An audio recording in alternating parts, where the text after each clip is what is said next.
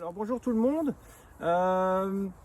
Eh bien aujourd'hui nous allons commencer le premier épisode, la première série des vidéos concernant tout ce qui est premiers soins en milieu tactique, premiers soins domestiques et urgence. Avant de commencer, il va y avoir deux avertissements. Au préalable, je vais vous demander d'être très attentif et de bien écouter ce que je dis. Et ensuite, nous commencerons aujourd'hui. Le premier épisode consistera à parler du pansement compressif, dit pansement israélien, avec toutes les précautions d'usage qui s'imposent, une petite nomenclature et la façon dont on doit le poser, dans quelles circonstances ou pas. Et après ça, on verra aussi les systèmes D pour les pansements compressifs. C'est parti!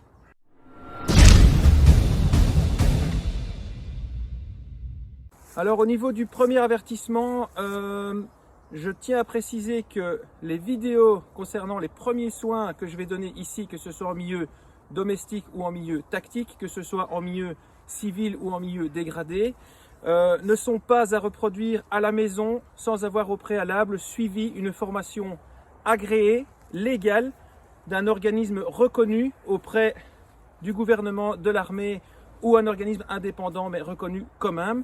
Donc ici, tous les gestes que je vais poser, je vous demande de ne pas les reproduire sur vous ou sur quelqu'un d'autre à la maison avant d'avoir suivi une formation. Ce que je fais ici, c'est uniquement de l'information pour vous donner envie d'aller suivre une formation. Donc de grâce, allez suivre une formation auprès d'un organisme agréé, type Croix-Rouge, certains types d'urgences qui donnent des formations, certains types de sociétés privées reconnues par l'État qui donnent les formations. Et une fois que vous aurez vu mes vidéos et que vous aurez eu envie de vous former, elles vous serviront de pense-bête pour la suite. Donc, premier avertissement, ne pratiquez pas ça chez vous, pratiquez ça une fois que vous aurez suivi une formation. Cette vidéo est à titre informatif. Deuxième avertissement avant de commencer cette vidéo sur le pansement compressif.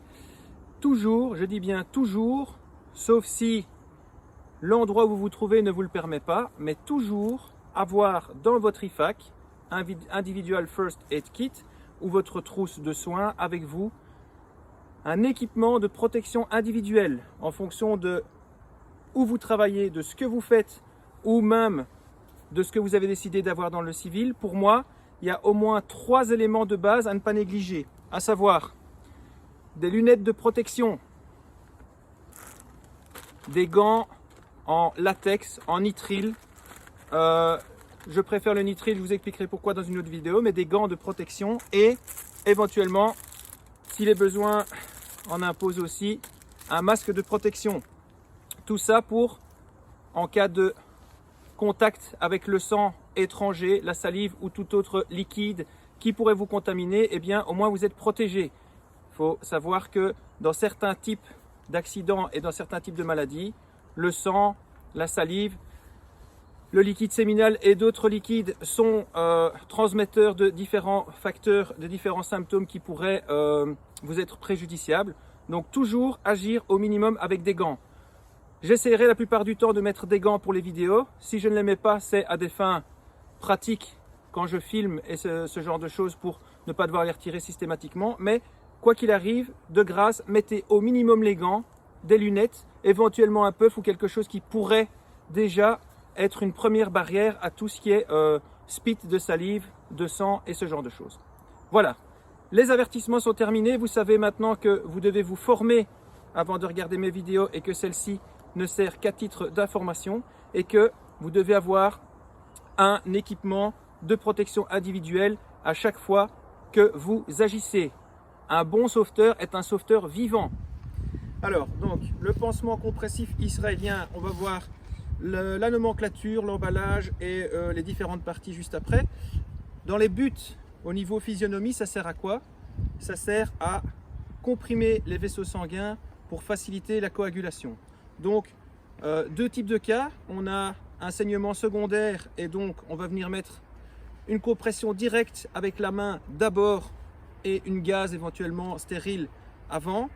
qu'on appliquera sur la blessure directement et on va venir compresser avec ses doigts dans la blessure le temps que quelqu'un nous ouvre le sachet ou éventuellement demander à la personne si elle est encore consciente et sur une personne sur laquelle on peut compter et qui a encore toute sa tête, de maintenir la pression le temps qu'on sorte le pansement compressif de l'emballage.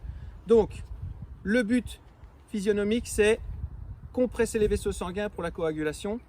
Le but de ce magnifique outil, c'est soit on a eu une grosse hémorragie, voire hémorragie massive, on a déjà mis une compression avec des gaz hémostatiques et on attend un futur caillot, une future coagulation, mais on doit s'occuper d'autres blessés ou il y a d'autres membres à prendre en charge.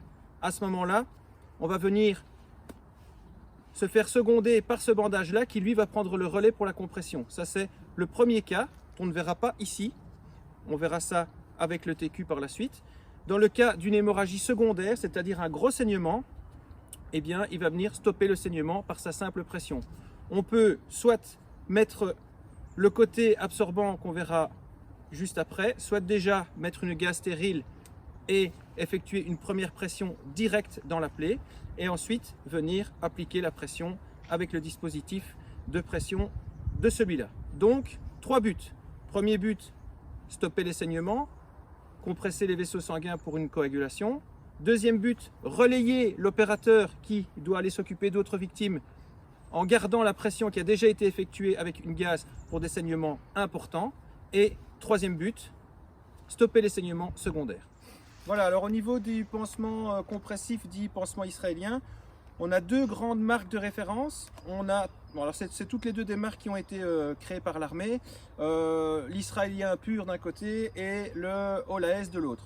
Alors ici, celui-ci est un peu plus complexe et beaucoup plus cher, donc on ne le verra pas pour les simples raisons que si vous voulez vous faire un IFAC pas trop cher, celui-ci est très bien et fonctionne tout aussi bien.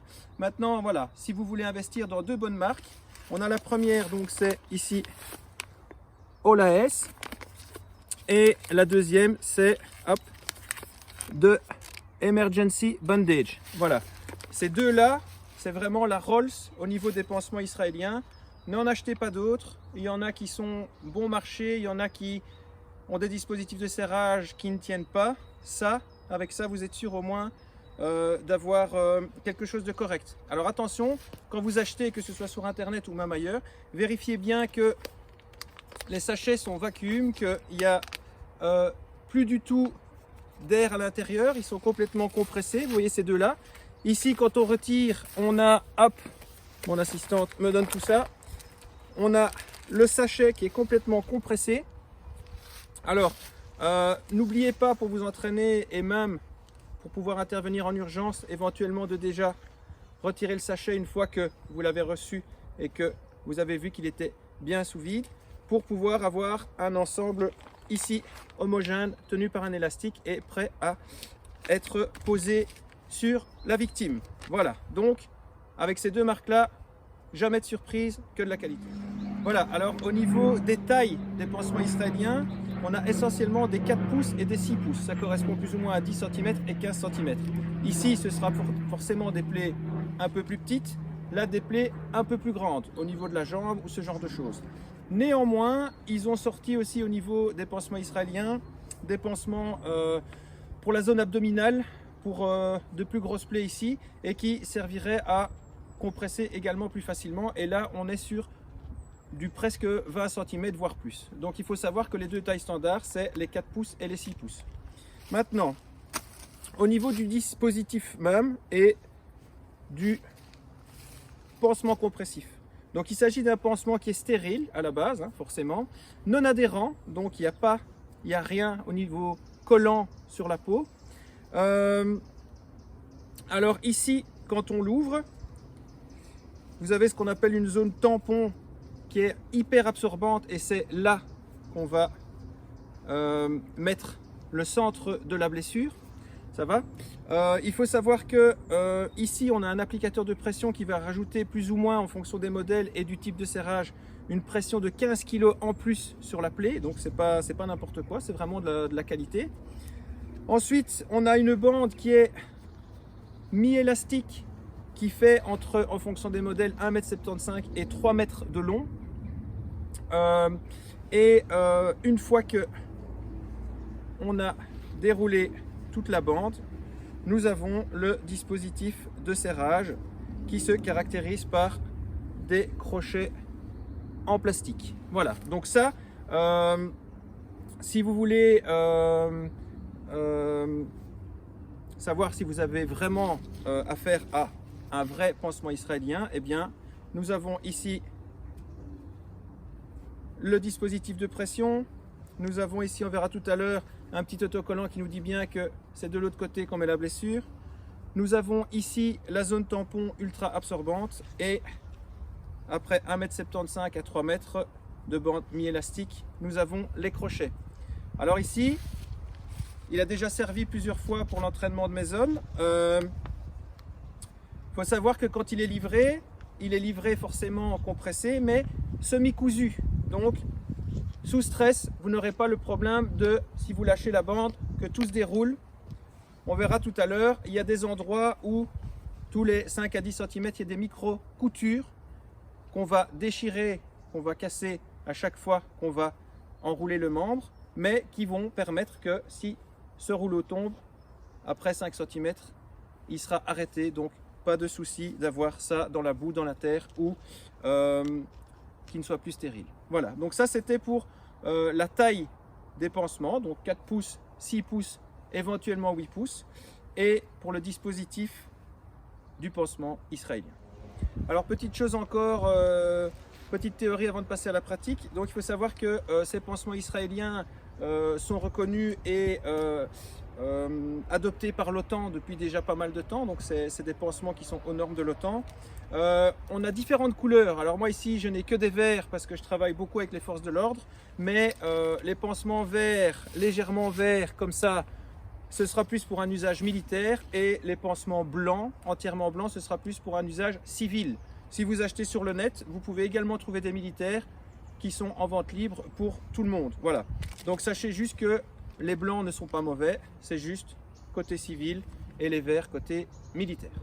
Voilà, donc ici j'ai une plaie avec un saignement abondant ici, qui ne sera probablement pas mortel, mais qui sera abondant. Pour tout ce qui est saignement mortel et surtout artérien, on verra qu'on mettra le TQ. Ici on est sur un bandage israélien, donc ici j'ai un saignement abondant. Alors, pour des raisons didactiques, j'utilise un mouchoir, mais il faudra une gaze hémostatique. Ici, qu'est-ce que je vais faire? Je vais venir faire une compression directe dans la plaie et attendre entre 7 à 10 minutes, sauf si on a du produit hémostatique sur la gaze qui augmente la coagulation. Là, j'attendrai entre 3 et 6 minutes et je comprime directement dans la plaie. Une fois que ça c'est fait et que je vois que je commence à avoir un caillot, ou si j'ai eu quelqu'un qui a la gentillesse de faire la compression pour moi avec ses gants, à ce moment-là, je vais venir chercher mon pansement israélien. Ok, donc ça reste dans la plaie. Pour l'instant, je le monte sur moi-même. Tantôt, je le montrerai sur quelqu'un d'autre. Et ici, je viens avec le pansement israélien. Alors, vous voyez qu'ici, il y a marqué Other side to wound. Ça veut dire l'autre côté sur la blessure. Ce que je vais faire, c'est-à-dire que tout le côté absorbant, je vais venir le claquer hop, sur la blessure. Une fois qu'il est mis, je vais d'abord passer une fois derrière en prenant bien soin de tendre cette bande élastique, de tendre l'élastique. Je vais le passer une fois en dessous pour le stabiliser en dessous. Je vais le passer une fois au-dessus pour le stabiliser au-dessus. Et vous voyez ici qu'on a le dispositif de pression. Je vais d'abord venir le passer comme ceci dans le dispositif de pression une première fois. Alors attention, sur certains sites, ils disent de faire qu'un seul passage. Ici, on a quand même 1,75 m. On peut facilement faire un deuxième passage. Je vais revenir passer ici dans le dispositif de serrage. Et une fois que, seulement une fois que je suis repassé pour la deuxième fois, je vais venir appliquer la pression sur la zone à comprimer avec le dispositif de pression et repartir dans l'autre sens. Une fois que je suis reparti dans l'autre sens, je tire bien pour avoir une bonne compression directe sur la plaie. Vous voyez que la compression se fait ici. Et ensuite, je vais venir protéger le dispositif, l'applicateur de pression, avec le reste de ma bande. Vous voyez qu'à chaque fois, je tire pour m'assurer que l'élasticité de la bande est tendue à fond. Une fois que j'ai fini de faire ça, je vais avoir ici, hop, venez voir de l'autre côté, mon dispositif de serrage en crochet que je vais tout simplement venir accrocher dans la bande ici et ici avec les crochets. Une fois que j'ai fait ça, eh bien, ma pression est maintenue, j'ai mes deux mains libres, je peux, si je dois soigner d'autres membres chez moi ou voire même un camarade militaire ou un civil, eh bien, je peux en tout cas ici être assuré que la pression est bonne. Alors, deux écoles avec le pansement compressif israélien. Le pansement compressif israélien n'est pas un garrot, c'est-à-dire qu'il ne sert pas à couper complètement la circulation sanguine pour le reste inférieur du membre. Sauf si on n'a pas de garrot et qu'on va faire un dispositif de garrotage avec celui-là, où là, on serrera encore beaucoup plus fort. Donc, nous ici, on est dans le cas d'un saignement secondaire, avec une pression forte mais modérée. C'est pourquoi, après, en ce qui me concerne moi, je vais venir ici, vous pouvez vous rapprocher, et je vais faire ce qu'on appelle un TRC, un test de recoloration capillaire. Si j'appuie ici et que la couleur de ma peau ne revient pas rapidement, vous voyez ici que quand j'applique une pression, la couleur de la peau revient rapidement, ok. Ça sous-entend que la pression est bonne, mais qu'elle n'est pas trop forte. Si je réalise le TRC, test de recoloration capillaire, et que la couleur revient difficilement, voire pas du tout, que je n'ai plus de sang qui passe ici, on va avoir un effet garrot qui ne sera pas souhaité pour ce dispositif de compression. Voilà, donc ici, une fois qu'on a mis tout ça, on peut, pour prévenir l'hypothermie, remettre éventuellement les vêtements par au-dessus si c'est possible, sachant bien que, je ne l'ai pas dit dès le début, vous avez vu que j'avais retroussé mon pantalon. Ce dispositif-là, on va le mettre à même la peau, c'est-à-dire que si on a un pantalon, il va falloir couper le pantalon, déchirer le pantalon. Si vraiment c'est pas possible, on le mettra. Si on a l'opportunité avec des bons ciseaux, type Raptor ou autre, de couper le vêtement, on va couper le vêtement pour avoir plus facile à travailler. Donc vous avez vu, j'ai appliqué le côté absorbant directement sur la plaie qui avait déjà subi une pression directe. J'ai fait un premier tour en bas pour ne pas que le dispositif redescende, un premier tour en haut pour que tout le système soit bien hermétique, un premier tour dans le dispositif, l'applicateur de pression, un deuxième tour dans l'applicateur de pression. Ensuite, je suis revenu dans l'autre sens pour appliquer cette même pression. Et le surplus, je l'ai utilisé pour protéger le système de pression. Et ensuite, avec le dispositif de serrage, c'est-à-dire les deux crochets, qui ne sont pas adhésifs, c'est pour ça qu'on dit que c'est une bande non adhésive, je suis venu bloquer mon dispositif.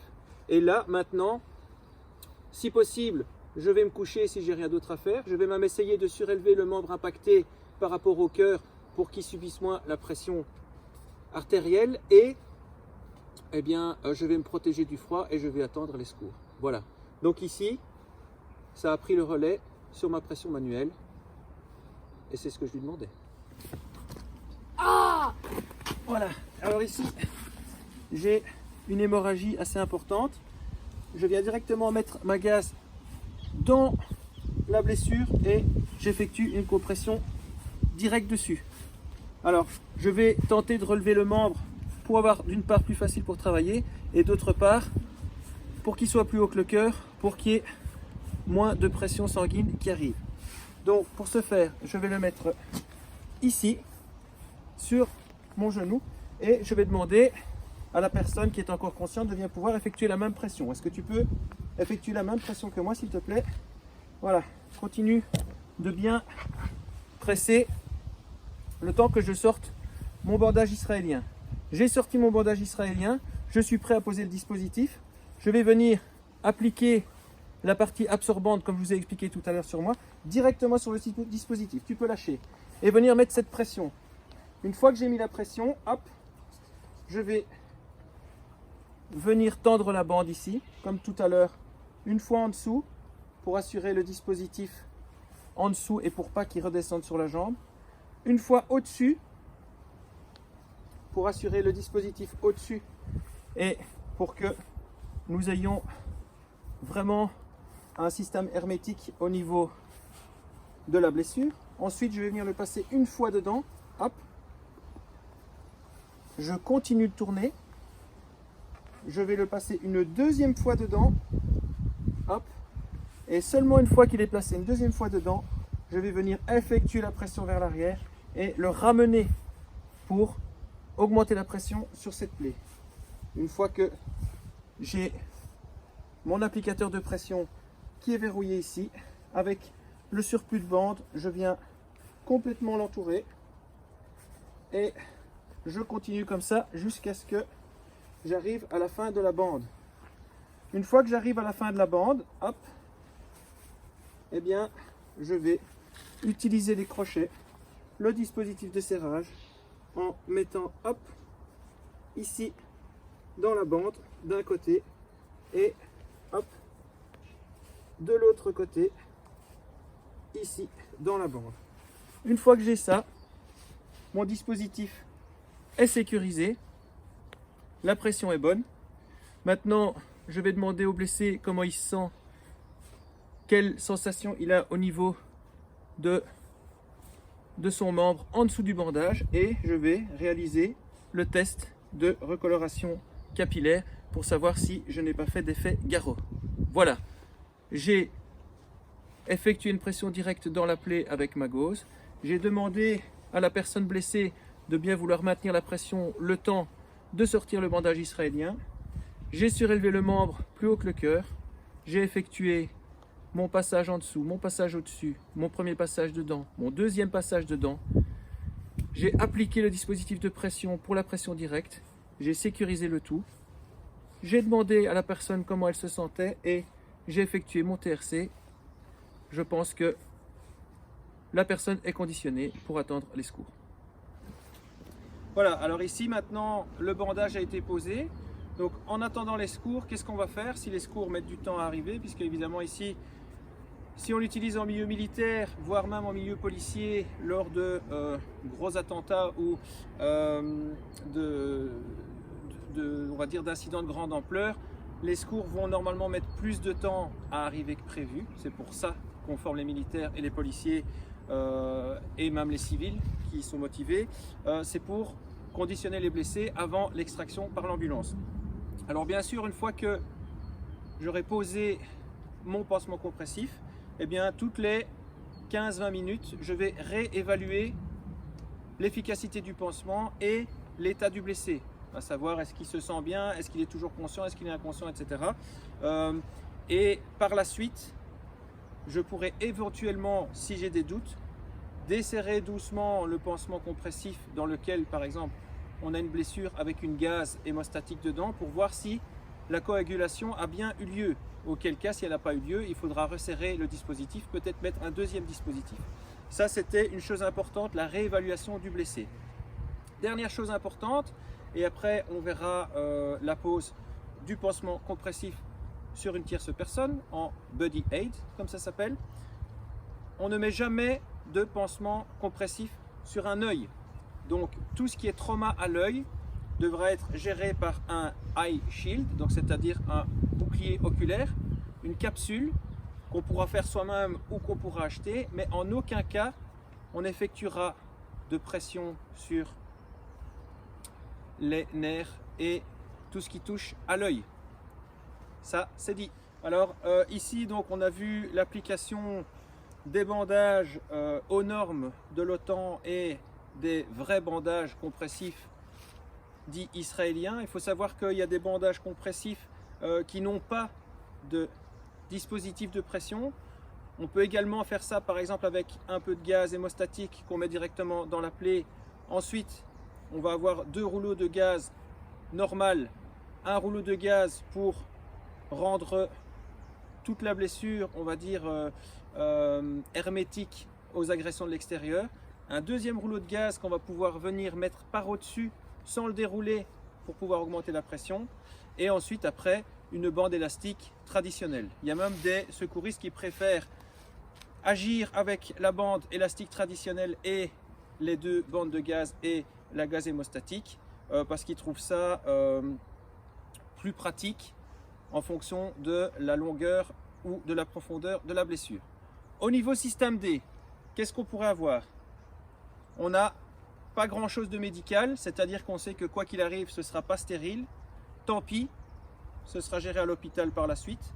Au niveau des choses qui pourraient vous permettre au quotidien d'effectuer une pression, eh bien par exemple, on a notre fameux paquet de mouchoirs qui est l'outil de survie par excellence, dans lequel je pourrais découper avec mon couteau une petite fenêtre pour venir le déposer directement sur la plaie en guise d'absorbant.